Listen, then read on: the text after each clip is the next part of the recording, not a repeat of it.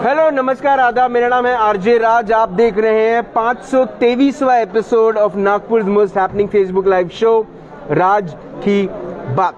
Chhatarpur farms presents Raj Ki Baat in association with Kamath and Durukar Wealth Manager, my home partner SDPL, my inside home partner Inside Story. A big thank you to Nagpur का हर घर का घी which is गौ वरदान घी। धन्यवाद मेरा multi flair mixo flair and multi fit is Nagpur's best gym and Mixo Flair is the institute of bartending. Also to mention a big thank you to Atmanirbhar Bharat partner which is servicing wala and Nagpur's best brand when it comes to astrology and tarot card reading which is Siddhi. आज मैं जहाँ पर हूँ वहाँ पर एक ऐसे व्यक्ति से मैं मुलाकात करने वाला हूँ जिनको मैं खुद बहुत ज़्यादा रिस्पेक्ट करता हूँ। पहले तो ये, दूसरा ये कि विदर्भ ऑटो रिक्शा चालक फेडरेशन जो है उनकी आज एक मीट थी और उस मीट में जो विदर्भ ऑटो रिक्शा फेडरेशन के जो चीफ हैं, जो उसके अध्यक्ष हैं श्री विलास भालेकर जी, उनसे आज मैं मुलाकात कर रहा हूँ। उनसे मैं जानने की कोशिश कर रहा हूँ कि आज ऑटो रिक्शा ड्राइवर्स जितने भी हैं उनके मन में क्या भाव है, उनकी मन की क्या बात है और क्या उनकी मन की बात जनता समझती है, क्या उनकी मन की बात सरकार समझती है, क्या उनकी मन की बात आरटीओ समझता है। मेरे साथ इस वक्त हैं श्री विलास भालेकर जी। विलास जी नमस्कार। सप्रेम नमस्कार। आपके लिए बड़ा दिन, विदर्भ के सभी ऑटो रिक्शा चालक भाई सब मिले, आज बड़ी चर्चा हुई, बड़ी परिचर्चा हुई, क्या हुआ आज?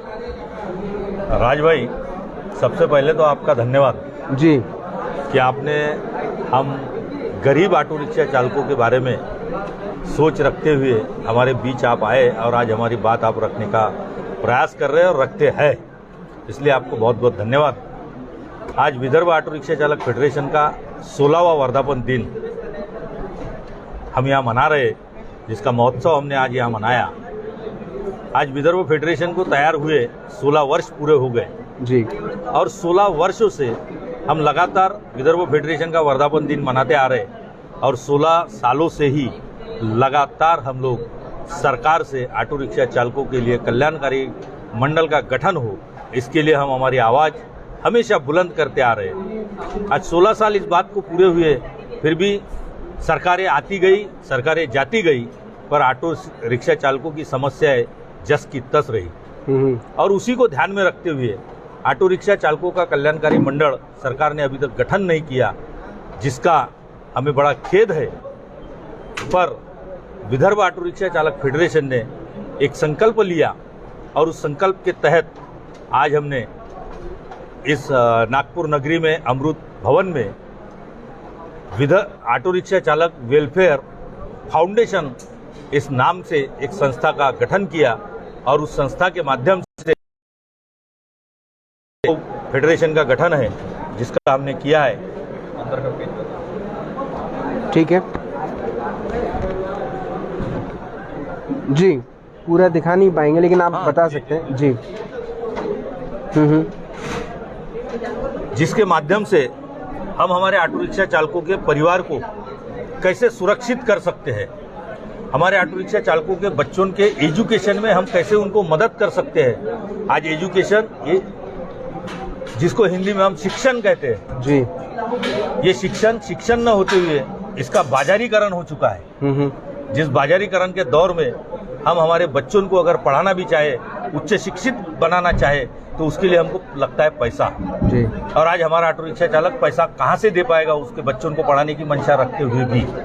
तो ऐसे समय में ये फाउंडेशन उस ऑटो रिक्शा चालकों को मदद करेगा और उसके बच्चों को एजुकेशन में 2 लाख 3 लाख जो भी उसको मदद लगेगी वो मदद करने की संकल्पना इस फाउंडेशन ने रखी है। इस फाउंडेशन की ये एक विशेषता है और है कि हमारा ऑटो रिक्शा चालक अगर ऑटो चलाते समय दुर्घटनावश अगर उसकी मृत्यु हो जाती है तो उसके परिवार को ये फाउंडेशन 3 लाख रुपए तक के उसके परिवार को मदद करेगा।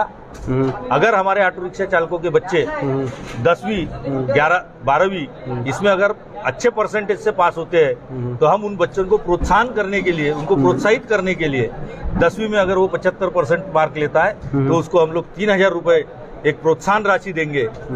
12वीं में अगर वो 75% लेता है तो हम उसको 5,000 रुपये प्रोत्साहन राशि देंगे।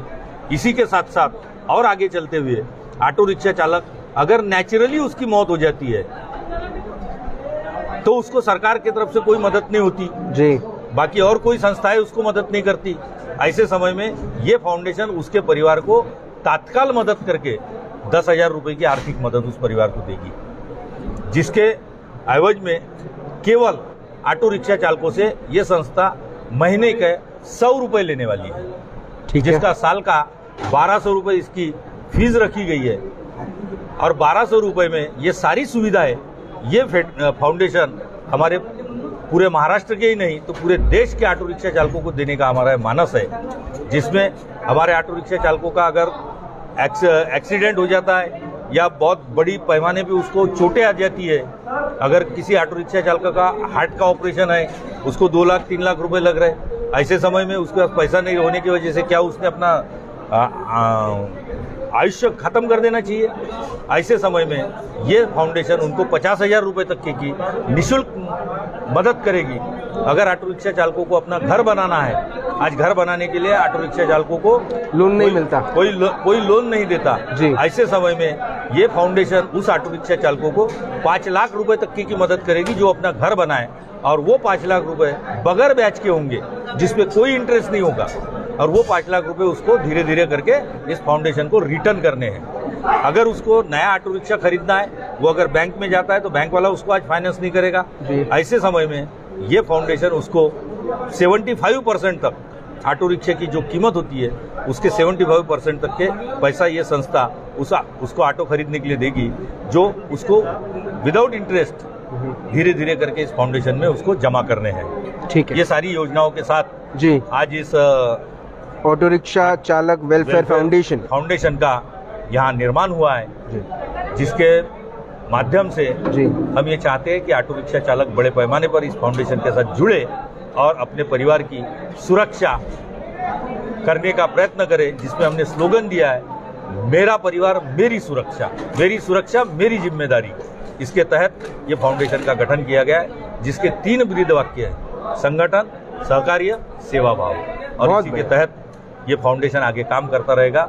आपने हमको सुना, आप हमारी बात को समझे, इसके लिए हम आपको धन्यवाद अदा करते हैं। हम आपके शुक्रगुजार हैं कि आप हमें समझने की कोशिश कर रहे हैं। हम चाहते हैं कि ये आवाम भी हमको समझने की कोशिश करे और हमारी इन प्रयासों को मदद करे, और हमारे ऑटो रिक्शा चालकों का कहीं तो समाज में सम्मान बने, यही उसके पीछे की मंशा है। धन्यवाद। विलास भालेकर जी, ये चीज़ देखी गई है कोरोना काल में भी कि जितना काम आपने नागपुर के या विदर्भ के ऑटो रिक्शा चालकों के लिए किया, उनके परिवार के लिए, उनके साथ के लिए जो आपने जो काम किया है वो तारीफ़े काबिल है। मतलब आई थिंक मैं आपको सल्यूट हमेशा करता हूँ इस चीज़ के लिए, आपकी रिस्पेक्ट करता हूँ तहे दिल से, और मुझे ऐसा लगता है कि हज़ारों ऐसे लोग हैं जो आपको बहुत सम्मान करते हैं आपकी इसी भावना के पीछे कि आप कभी भी ऑटो रिक्शा चालक का हाथ नहीं छोड़ते, उनके परिवार का साथ नहीं छोड़ते। उम्मीद है कि आप ऐसे ही उनका साथ लेकर चलते रहें, और आपने जो ये ऑटो रिक्शा चालक वेलफेयर फाउंडेशन की शुरुआत की है, इसका जो फाउंडेशन है ये तो अब तय हो गया है। आने वाले दिनों में सभी ऑटो रिक्शा चालक भाई मिलकर अगर इस किस्म के वेलफेयर को आगे ले जाते हैं तो मुझे ऐसा लगता है कि आपका जो सपना है या आपकी जो संगठन का सपना है वो ज़रूर पूरा होगा। आपने अपना वक्त दिया, आपने हमसे बात करी, उसके लिए बहुत बहुत धन्यवाद। Thank you so much. धन्यवाद। नागपुर शहर में ऐसे कई सारे ऑटो चालक हैं जिनको लेकर लोगों को बड़ी प्रॉब्लम है कि ये मीटर से नहीं चलते। अगर आप मीटर के पैसे बराबर देते तो क्या ओला की ज़रूरत पड़ती, क्या उबेर की ज़रूरत पड़ती? पहले ये भी एक सवाल आपके सामने है। आपको कभी ये बात आपने कभी सोची कि कोविड काल में आपका जीवन तो आपने चला लिया, लेकिन वो रिक्शा ड्राइवर जो आपके बच्चे को सुरक्षित स्कूल लेकर जाता था और सुरक्षित वापस लेकर आता था, आपने कभी उसके बारे में सोचा, उसके परिवार के बारे में सोचा? सरकार ने तो नहीं सोचा, आपने सोचा? नहीं सोचा। प्रॉब्लम यही आ जाती है जब हम सिर्फ अपने बारे में सोचते हैं। अगर हम अपने आप को समाज कहते हैं, अपने आप को सोसाइटी कहते हैं, तो हमारी जिम्मेवारी सबके प्रति बनती है। नेता अपना काम तब करते हैं जब उनका फ़ायदा हो। नेता इलेक्शन के टाइम नज़र आते हैं, लेकिन लोग हमको रोज़ नज़र आते हैं। हमारी जिम्मेवारी सिर्फ हमारे प्रति ही नहीं रहती, हमारे दूध वाले, हमारे रिक्शे वाले, हमारे सब्जी वाले, जिन पर हम भरोसा करते हैं कि ये हमारी ज़िंदगी के साथ खिलवाड़ नहीं करेंगे, हम उनको भूल जाते हैं। लाखों ऑटो रिक्शा चालक हैं जिनके परिवारों में तकलीफ का दौर उस समय भी चल रहा था जब कोरोना काल में किसी ने उनका हाथ नहीं पकड़ा।